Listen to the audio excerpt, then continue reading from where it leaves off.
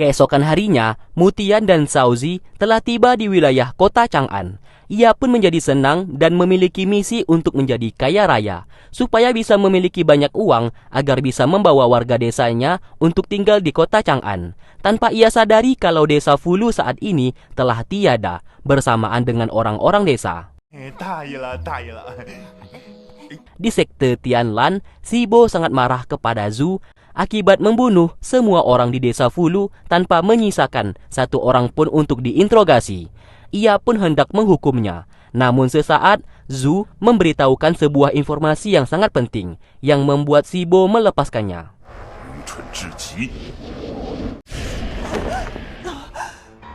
Ia mengatakan desa Fulu diciptakan oleh seseorang yang memiliki ilmu tinggi, karena sekte Tianlan selama 18 tahun tidak mengetahui keberadaan desa Fulu. Sibo menarik kesimpulan dan ia yakin orang yang menciptakan desa tersebut pasti sangat kuat dan pastinya berencana untuk melawan sekte Tianlan miliknya. Ia curiga orang tersebut memiliki tusuk kayu sakti milik bangsa iblis. Sibo memberikan teratai putih kepada Zhu yang berguna untuk mengetahui keberadaan kayu sakti tersebut. Ia lalu meminta Zhu untuk mengendalikan emosinya dan jangan sampai kejadian seperti mengenai desa Fulu terjadi lagi. Di lain tempat, Mutian bersama Shaozi membeli pakaian yang sangat aneh. Hingga di saat ia hendak masuk ke gerbang kota Chang'an, mereka dicegat oleh pasukan yang berjaga. Tepat di saat itu juga, salah satu pasukan sepertinya dirasuki oleh siluman dan masuk ke kota Chang'an. Sedangkan mereka tetap memaksa untuk masuk ke kota dengan cara Shaozi menggunakan kemampuannya untuk menciptakan akar pohon di tembok. Namun usaha mereka gagal karena Renzi datang ke sana. Awalnya, Renzi hendak menangkap Shaozi yang merupakan siluman. Namun Mutian berusaha meyakinkan kalau Shaozi bukanlah siluman jahat dan merupakan sahabat kecilnya. Ia bisa menjamin hal tersebut. Menyadari Mutian beserta Shaozi bukanlah orang jahat, Renzi justru membantu mereka untuk bisa masuk ke dalam kota Chang'an. Dan terlihat penjaga di sana hormat kepada Renzi dan mengizinkannya masuk setelah melihat batu giok miliknya. Saat berada di dalam kota, Mutian berterima kasih atas bantuannya. Renzi berpesan untuk tidak membuat kekacauan kalau tidak mau ditangkap. Lalu ia pun pergi dari sana karena ingin menyelesaikan tugasnya menangkap siluman. Ia pun naik ke atas bukit untuk bisa mendeteksi keberadaan siluman ular. Saat dilihat, ternyata siluman ular yang dikejarnya berada di rumah istana raja kota Chang'an. Sementara itu, penjaga yang dirasuki siluman tadi ternyata dirasuki siluman ular. Tak lama kemudian, Lingxi datang ke sana untuk menangkapnya.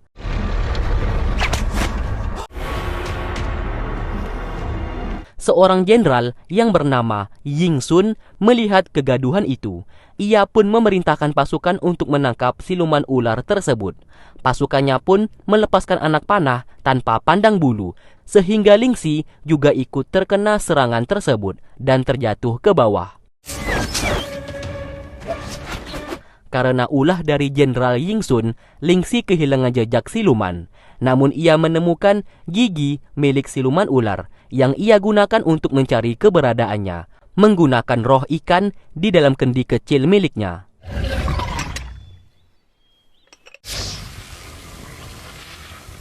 Di saat bersamaan, salah satu selir raja dirasuki siluman ular dan masuk ke dalam tubuhnya, yang membuat wanita tersebut seketika dikendalikan oleh siluman.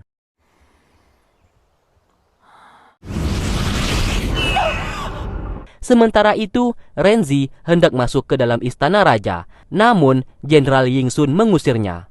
Meskipun ia merupakan pemburu iblis, ia tidak diperbolehkan masuk. Bahkan batu giok milik Renzi juga diambil oleh Ying Sun, yang dimana batu giok tersebut identitas milik Renzi sebagai pemburu iblis dari sekte Tianlan. 还是到其他地方找去吧。 Singkat cerita, Mutian bersama Shaozi singgah di rumah makan. Namun mereka bingung harus membayar pakai apa makanan yang mereka pesan. Sedangkan Mutian telah menghabiskan seluruh uang yang diberikan oleh si nenek untuk membeli barang-barang yang tidak berguna. Seperti contoh, Mutian membeli topeng yang mirip seperti Zhuang. Setelah selesai makan, Mutian dengan seenaknya berkata kepada pemilik rumah makan kalau ia tidak bisa membayar dan ingin berhutang dulu. Alhasil ia pun dimarahi dan disuruh untuk cuci piring. Terlihat Shaozi kesal kepadanya yang menghabiskan uang untuk membeli barang-barang tidak berguna. Di waktu bersamaan, Renzi datang ke sana untuk makan. Mutian yang disuruh sebagai pelayan pengantar minuman menjadi sangat senang melihatnya. Setelah mengetahui apa yang terjadi, Renzi bersedia membantunya dengan membayar semua makanan Mutian kepada pemilik rumah makan tersebut. Karena bingung harus kemana, Mutian beserta Shaozi ingin mengikuti Renzi kemanapun ia pergi dan akan membantunya apapun yang diperlukan olehnya. Lalu kita diperlihatkan bangsa iblis yang hidup di dalam kesusahan. Mereka harus membawa tulang naga kemanapun mereka pergi agar bisa menghangatkan badan.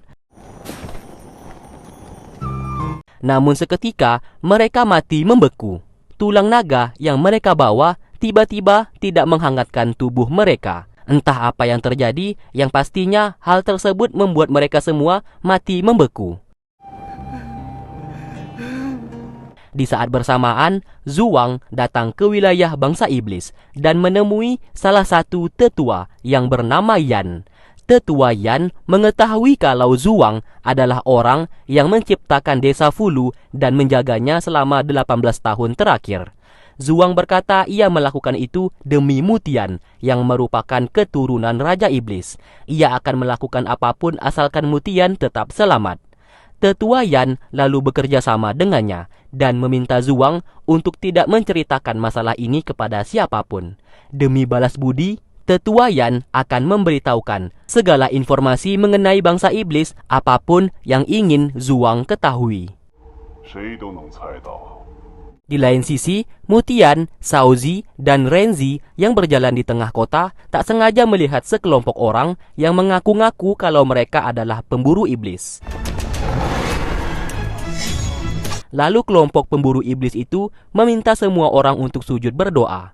Namun Renzi tidak melakukannya karena ia merasa curiga kepada mereka. Ia pun naik dan menantang si pemburu iblis tersebut untuk membuktikan siapa yang terhebat. Pertarungan pun akhirnya tak dapat terelakkan. Terlihat ia pun dengan mudah mengalahkan mereka semua. Dan pemimpin pemburu iblis tersebut yang ternyata mereka semuanya ini bukanlah pemburu iblis yang asli alias palsu, supaya bisa mendapatkan uang dari para warga.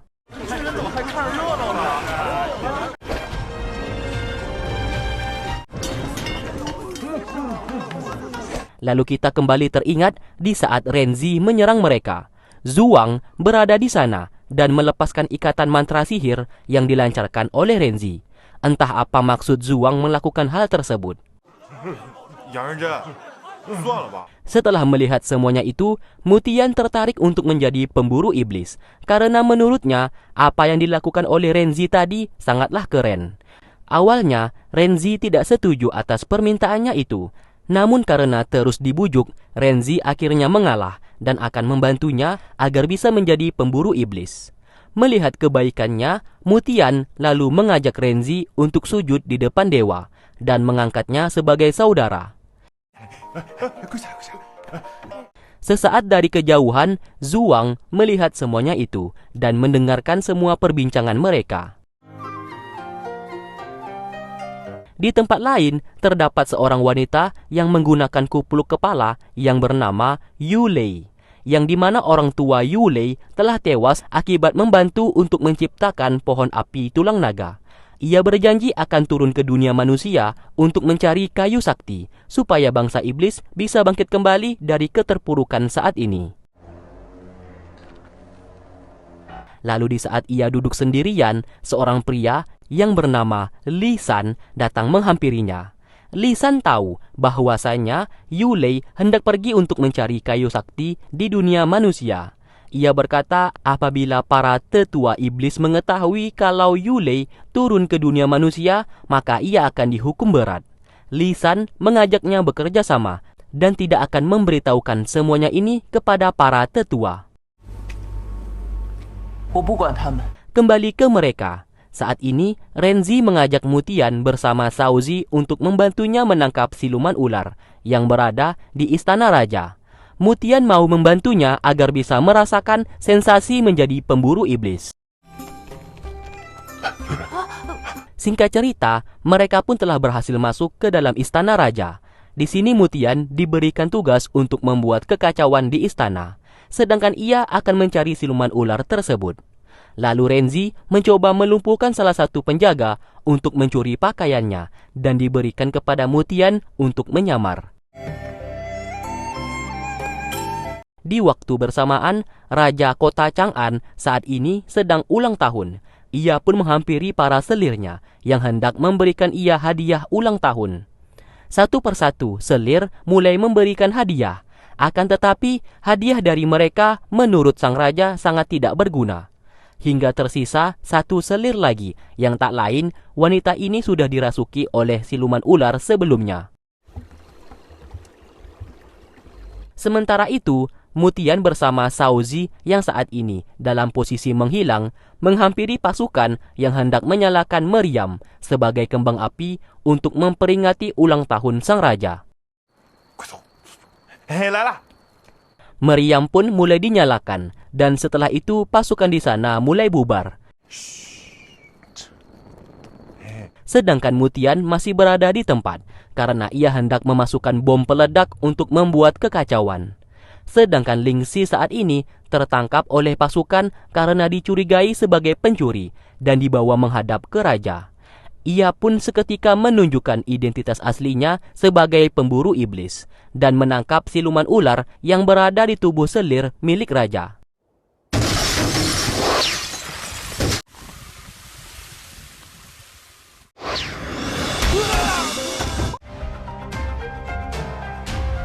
Semua orang seketika terkejut melihatnya. Namun sesaat mereka semua pingsan akibat asap yang dikeluarkan oleh siluman tersebut.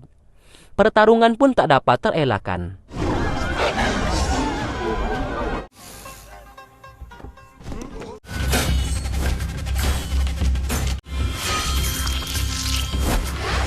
Sedangkan Mutian memasukkan bom yang sudah dipersiapkan. Bom itu pun meledak dan mengeluarkan asap hitam. Ternyata asap dari bom peledak itu digunakan oleh Renzi untuk melemahkan siluman ular. Alhasil ia pun berhasil memusnahkannya.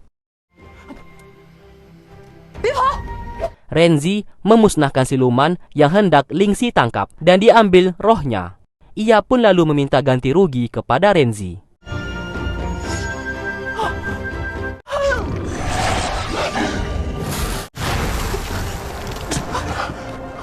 Keberadaan Mutian akhirnya ketahuan. Ia pun dikejar oleh beberapa pasukan.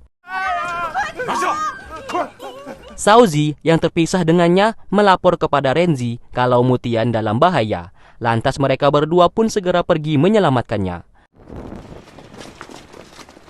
Jenderal Yingsun berhasil mengejar Mutian dan ia tak bisa lari lagi.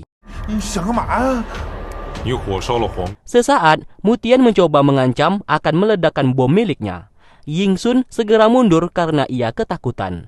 Namun bodohnya di sini, Mutian tak sengaja menyalakan bom tersebut sehingga meledak.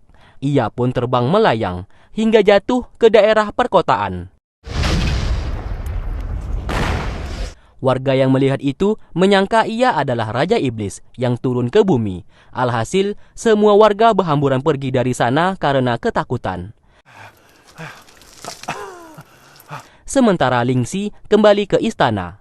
Sang raja berterima kasih kepadanya atas bantuannya yang telah memusnahkan siluman ular. Saat ini terdengar kabar kalau kota Chang'an sedang terbakar akibat ulah dari seseorang. Mendengarkan hal tersebut, sang raja meminta bantuan Lingxi untuk memadamkannya. Sebagai imbalan, ia akan diangkat menjadi penasehat kerajaan dan diberikan makanan yang sangat banyak. Mendengarkan hal itu, Lingxi menyetujuinya. 灭火消灾呀！ Sementara itu, di bangsa iblis, Li San memberikan bunga anggrek ungu kepada Yulei, yang dimana dewa waktu dulu menurunkan 2 bunga anggrek, berwarna ungu dan putih. Yulei harus bisa mengambil anggrek putih dari tangan sekte Tianlan, karena kedua anggrek itulah yang dapat menemukan keberadaan dari kayu sakti bangsa iblis. 你怎么知道的？ Lingxi segera membuat hujan buatan dan berhasil memadamkan api yang membakar kota Chang'an.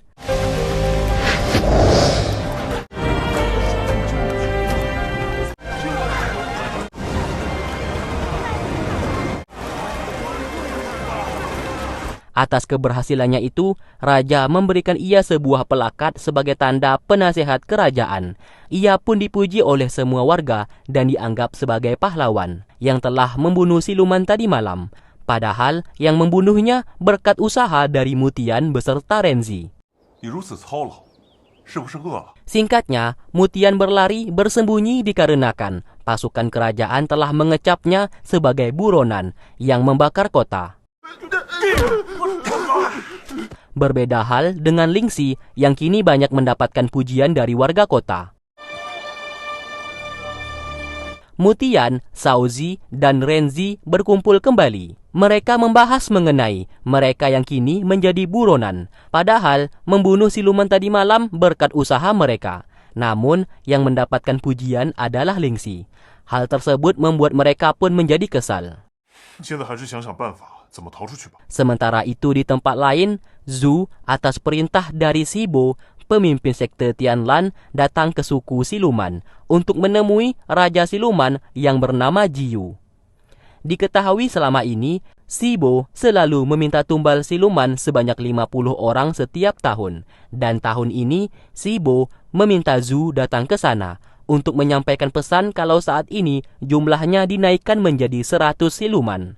Jiyu sebagai Raja Siluman menolak dan berusaha melawan. Namun karena kalah kekuatan, ia pun tak bisa berbuat apa-apa selain menyetujui kemauannya. Apabila tidak, maka seluruh siluman akan dibasmi oleh sekte Tianlan. Setelah berhasil mengambil 100 siluman, Zhu segera membawanya untuk dimasukkan ke dalam penjara sekte Tianlan. Dari kejauhan, Yulei memperhatikan pergerakannya.